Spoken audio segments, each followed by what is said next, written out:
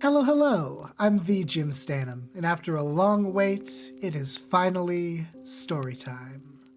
Now, the past few videos were focused on America, but today we're going to be looking from a different perspective, that of the Soviet Union. So have a seat, kids, and let old Jim tell you a story. It's a story of tragedy and triumph, of a battle between ideologies, of the fall of an empire and the rise of a hyperpower. Today, I'm going to tell you the story of a red world. The year is 1950, and Joseph Stalin stands at a crossroads. After the end of World War II and Imperial Japan's defeat, the Chinese Civil War resumed in full between the Communist People's Republic of China and the Nationalist Republic of China. Though the Republic of China was the only China recognized by the United Nations, by 1950 the People's Republic had gained the upper hand in the war, taking over mainland China and reducing the Republic to the island of Taiwan. In light of this fact, the Soviet Union proposed a resolution to the UN Security Council to recognize the People's Republic as the legitimate government of China. As an aside, the UN Security Council at this time consisted of 11 members, with 5 permanent members, each with veto power over all Security Council resolutions, and 6 non-permanent members elected to 2-year terms, who do not have veto power. In order for the Soviet resolution to pass, it would need to be approved, or at least not opposed, by all 5 permanent members. There was just one problem. The Republic of China was one of the permanent members of the UN Security Council. Unsurprisingly, the resolution failed, with 3 countries voting in favor and 6 against, with 2 abstaining. Even if the resolution had majority support, the United States, France, and the Republic of China all voted against, which would have vetoed the resolution anyway, though the US and France argued that this vote was a procedural one where vetoes didn't apply. In response to this rejection, the Soviet ambassador, Yakov Malik, announced the Soviet Union's intention to boycott the UN in solidarity with Chairman Mao Zedong. 6 months later, conflict erupted on the Korean Peninsula, the first battle of the Cold War between capitalist West and communist East. At the end of World War II, Korea was divided between Soviet and American occupation zones along the 38th parallel, a decision that, in light of the dawning Cold War, seemed destined to end in conflict. After the Soviets ended their occupation in 1948 and the Americans in 1949, Korea was still divided between the Communist Democratic People's Republic of Korea in the north and the Anti-Communist Republic of Korea in the south, neither of which recognized the other. Border skirmishes between the two sides escalated, and in 1949, North Korean Premier Kim Il-sung sought support from Stalin for an outright invasion of the South. Stalin refused at the time, given that the People's Republic of China was still fighting their civil war and would be unable to assist. By 1950, though, the Chinese Civil War was essentially over, and the political calculus had changed. Stalin couldn't promise any Soviet boots on the ground, as doing so would risk bringing down the full might of the United States. But he could provide advisors and material assistance, with Mao being able to provide more direct support if necessary. Kim agreed to this, and on June 25, 1950, the North Koreans launched their assault, forcing the UN to act. That afternoon, the UN Security Council was hastily convened to draft a resolution regarding the conflict. Stalin knew that the UN would condemn the invasion and recommend military intervention, but the Soviet Union was still boycotting the UN over China. Stalin had a choice.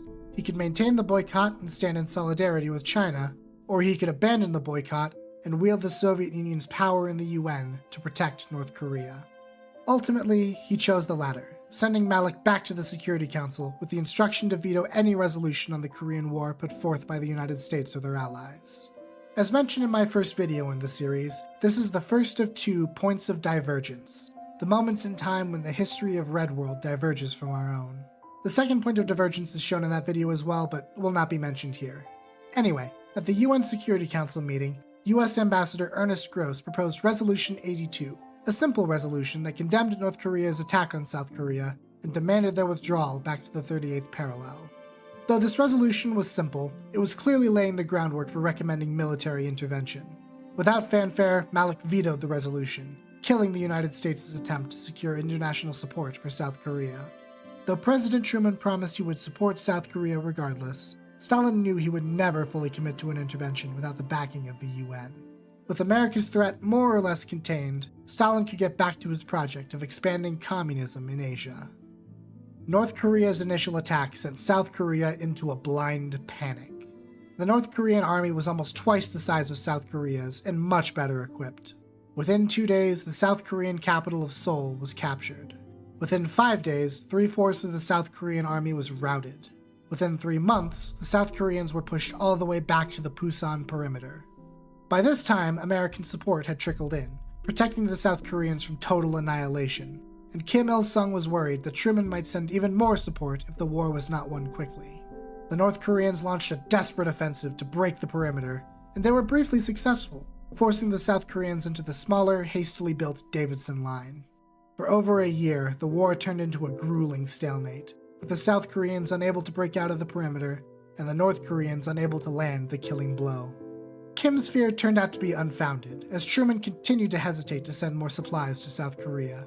However, the Soviets were spending this time sending hordes of advisors and material to the North Koreans, helping them rebuild their depleted forces.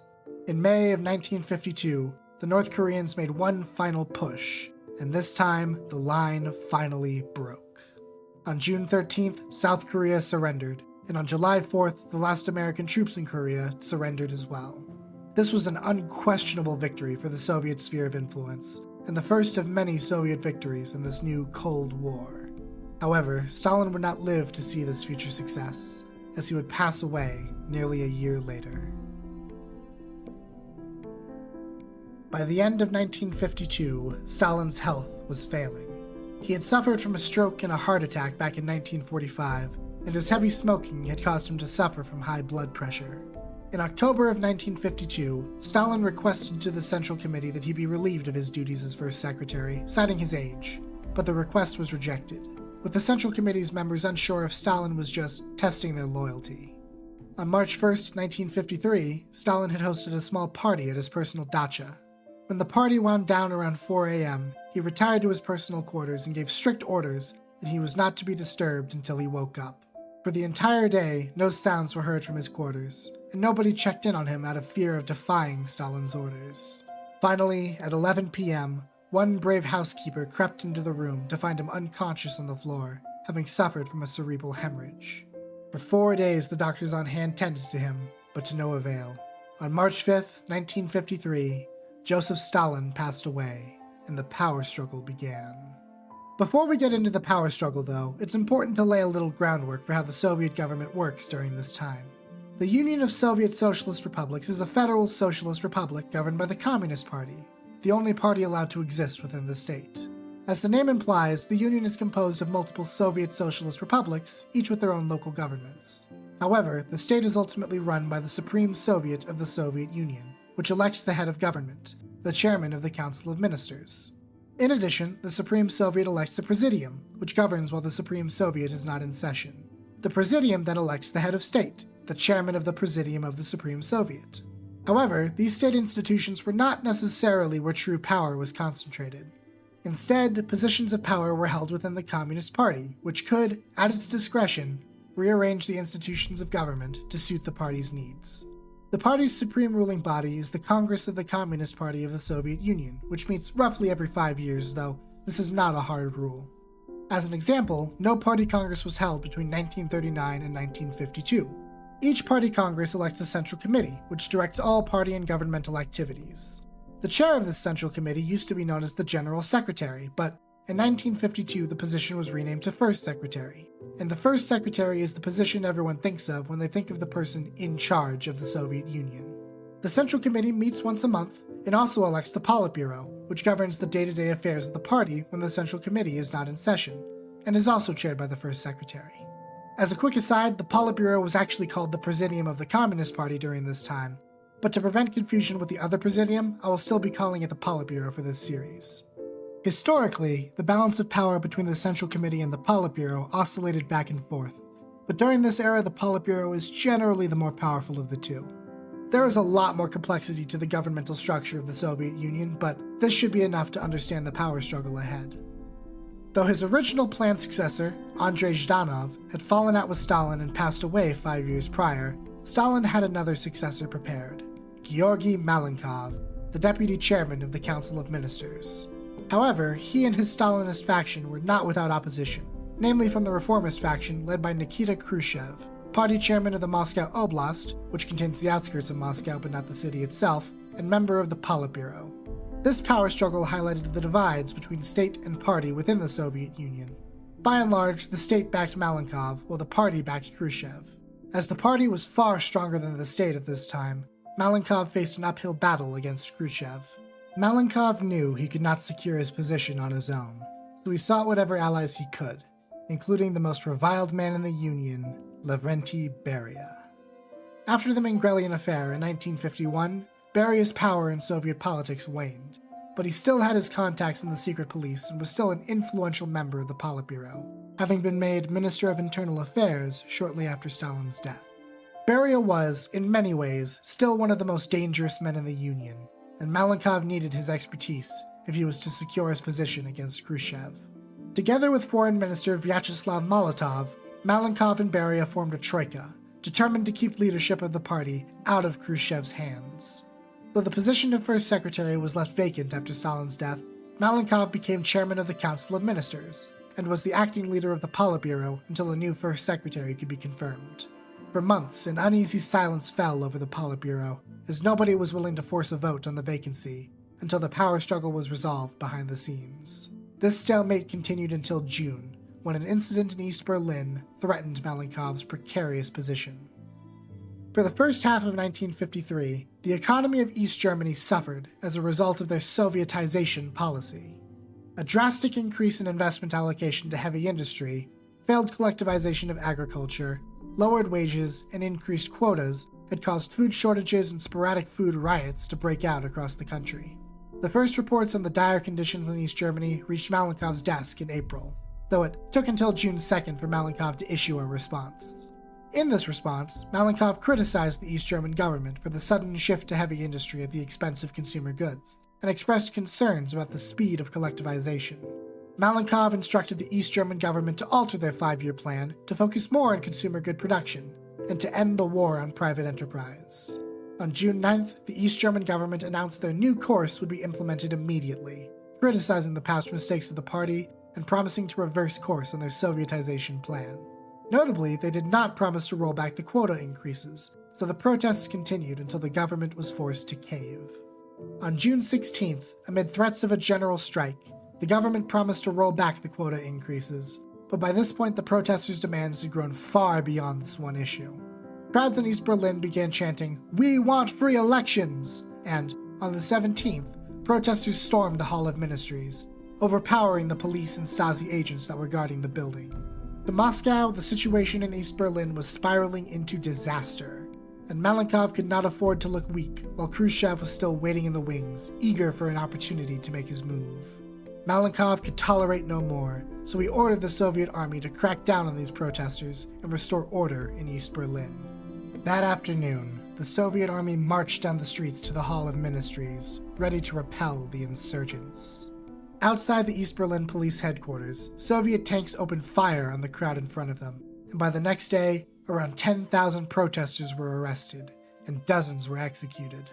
The crackdowns were brutal, but East Germany survived, and so did Malenkov's troika. In private, Beria had pushed Malenkov to consider giving up on East Germany, hoping to trade it to NATO in exchange for creating a neutral, permanently disarmed Germany. However, Malenkov refused, and Beria chose not to press further for the time being. Khrushchev still railed against Malenkov for allowing the East German uprising to happen in the first place, but he could not find any specific opening in the Troika's actions to strike at, so the stalemate continued. Finally, that July, Malenkov approached Khrushchev with a compromise.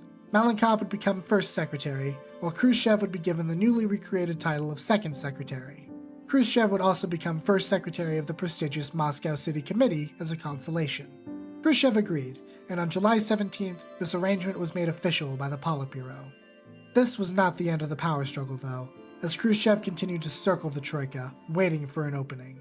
Still, the position of First Secretary was squarely in Malenkov's hands, which meant he could now turn his attention back to governing, at home and abroad. The North Atlantic Treaty Organization, the defensive community headed by the United States, did not sit idle in the aftermath of the Korean War. Back in 1952, NATO inducted Turkey and Greece into the organization, encroaching on the Soviet position in Eastern Europe.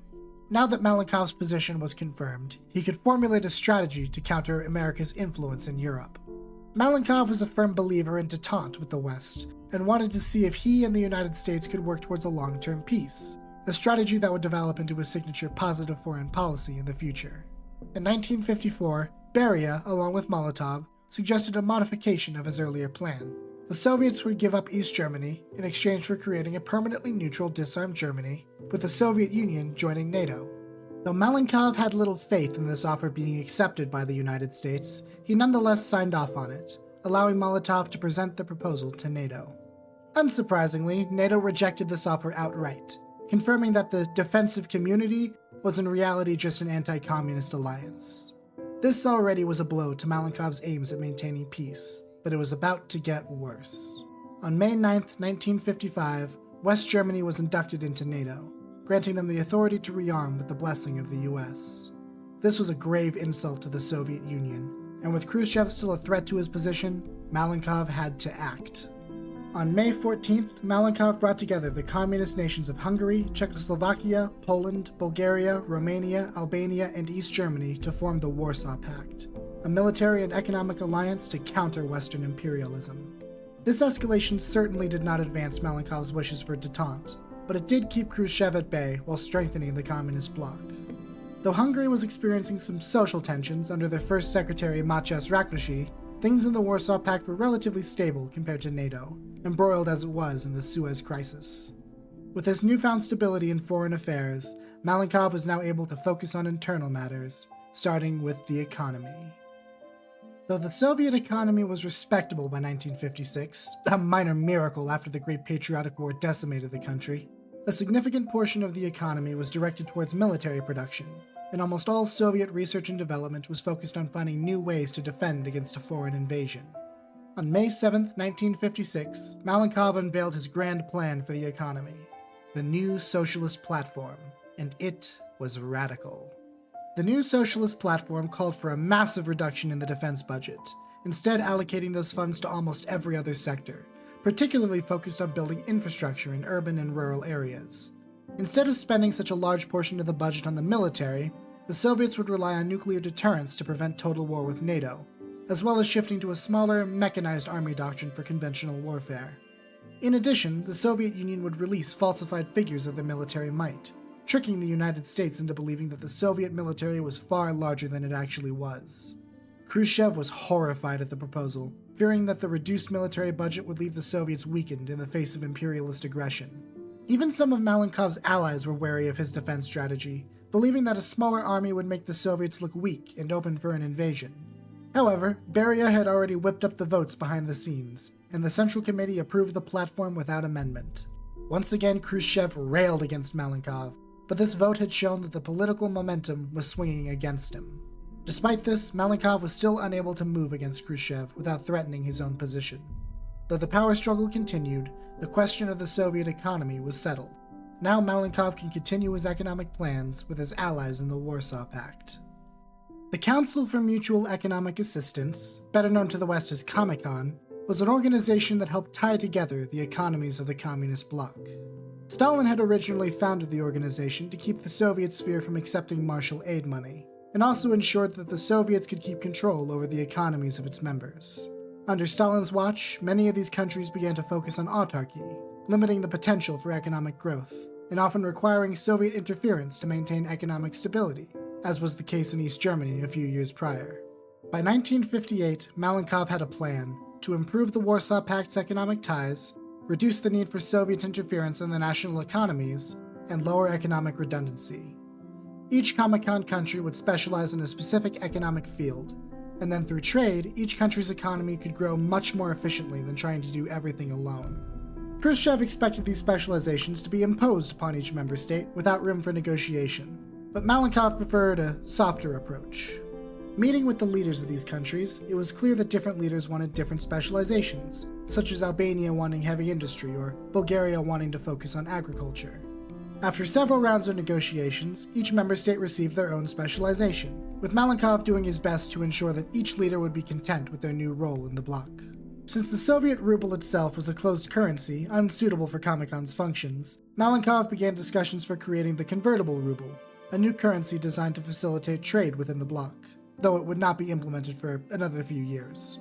These economic reforms would become a massive success, creating significant economic growth within Comecon.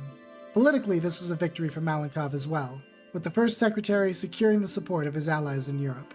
Over the previous 5 years since Stalin's passing, Malenkov had secured his succession, founded the Warsaw Pact to provide security to communist Europe, modernized the Soviet military, and revitalized the economies of the Soviet Union and their allies.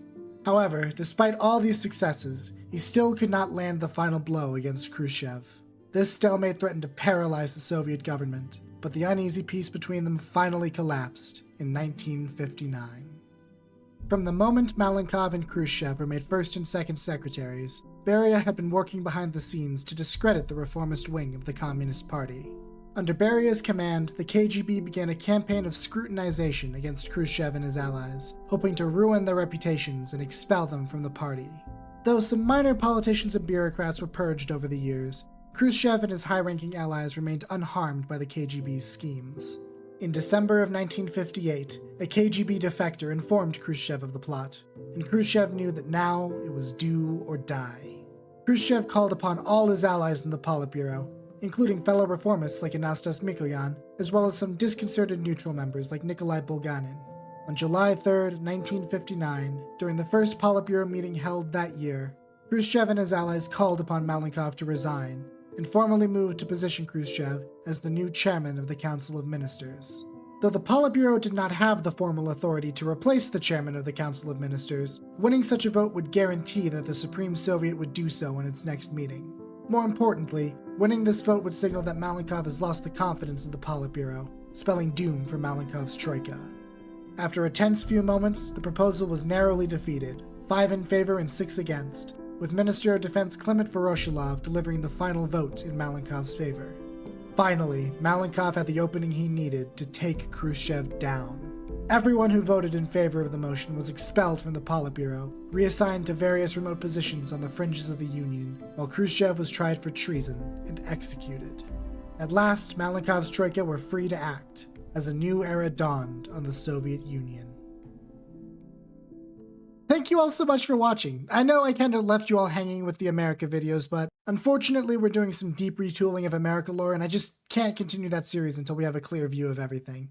If worse comes to worse, I may have to redo those old videos, because the lore may end up radically different from what we had before, but that's a later problem. Thankfully, Soviet lore is much more well established, and I think I have at least one more Soviet video I can make before we run up to unfinished lore again, so stay tuned on that front. Anywho, if you enjoyed this video, please leave a like, hit the sub button. It really does help me out a lot, and I will see you next time.